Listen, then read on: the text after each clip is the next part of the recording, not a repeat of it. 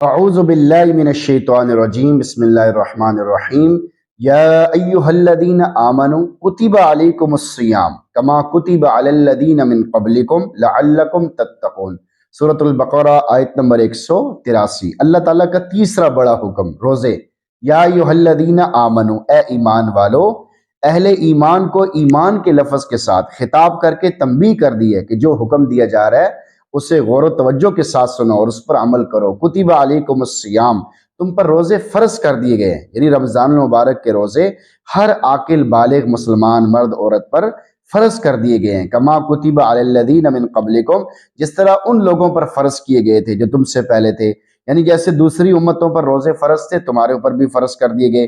کوئی امت ایسی نہیں گزری جس پہ روزے فرض نہ ہوں۔ پہلی امتوں کو حوالہ دینے میں ایک تو حکم کی تاکید ہو جاتی ہے اور دوسرا ترغیب ہو جاتی ہے اور تیسرا آسانی بھی ہوتی ہے، اس لیے کہ روزہ رکھنا مشقت والی عبادت ہے اور یہ نفسیاتی اصول ہے کہ جب مشقت والی عبادت میں بہت سے لوگ شریک ہوں تو اس پر عمل کرنا آسان اور ہلکا پھلکا ہو جاتا ہے۔ واضح ہے کہ پہلی امتوں اور اس امت کے روزوں کی مماثلت فرضیت میں ہے، یعنی پہلی امتوں پر بھی روزے فرض تھے اور تم پر بھی فرض ہیں، لعلکم تتقون، تاکہ تم متقی بن جاؤ، کیونکہ روزہ رکھنے سے نفس کو اس کے بہت سارے تقاضوں سے روکنے کی عادت پڑے گی، اور یہ حقیقت ہے کہ کھانے پینے، بیوی سے شہوت پوری کرنے کی رغبت بنسبت دوسری چیزوں کے زیادہ ہوتی ہے اور ان سے بچنا بہت مشکل ہوتا ہے۔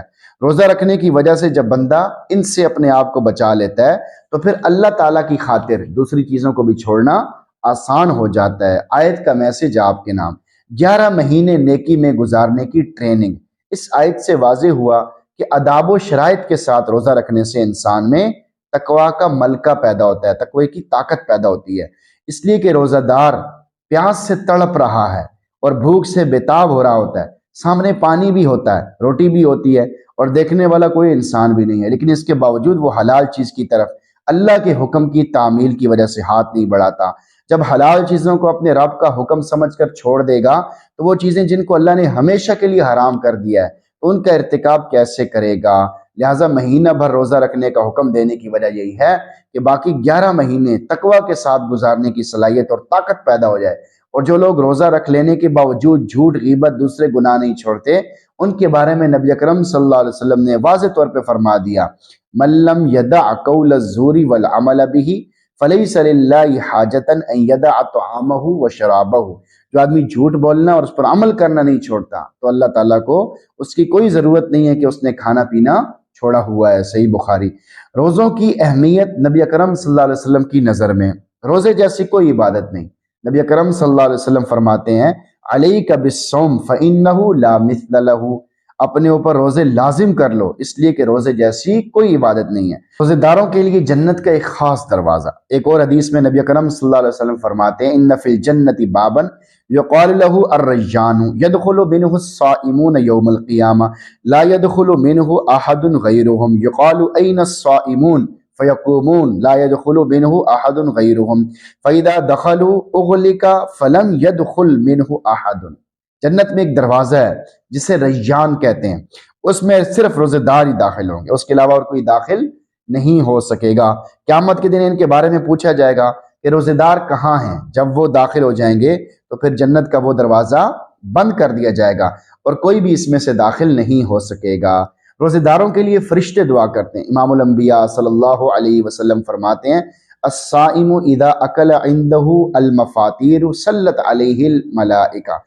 جب روزے دار کے سامنے لوگ کھانا کھا رہے ہوتے ہیں تو فرشتے روزے دار کے لیے مغفرت اور رحمت کی دعائیں کر رہے ہوتے ہیں۔ روزے کا بدلہ اللہ رب العزت خود دیں گے۔ خاتم الانبیاء صلی اللہ علیہ وسلم فرماتے ہیں، کل عمل ابن آدم له الا الصیام فانہ لی وانا اجزی بہ۔ انسان کو اس کے ہر عمل کا بدلہ ملتا ہے مگر روزے کا بدلہ میں خود دیتا ہوں، یعنی اللہ تعالیٰ خود دیتے ہیں۔ روزے دار کے لیے خوشخبری، نبی اکرم صلی اللہ علیہ وسلم فرماتے ہیں، روزے دار کی افطار کے وقت دعا ضرور قبول ہوتی ہے، وہ کبھی رد نہیں کی جاتی۔ روزے داروں کے گناہ معاف کر دیے جاتے ہیں۔ نبی اکرم صلی اللہ علیہ وسلم فرماتے ہیں، من صام رمضان ایمانا و احتسابا غفر له ما تقدم من ذنبہ۔ جو آدمی رمضان کا ایمان اور احتساب کے ساتھ روزے رکھتا ہے تو اس کے پچھلے سارے گناہ معاف کر دیے جاتے ہیں۔ نوجوانوں کو خصوصی تلقین، نوجوانوں کو فرض روزوں کے ساتھ نفلی روزوں کا بھی اہتمام کرنا چاہیے تاکہ ان کی شہوات اور خواہشات کی آگ کو روزوں کے ذریعے کنٹرول کیا جا سکے اور تقوی کا حصول آسان ہو سکے۔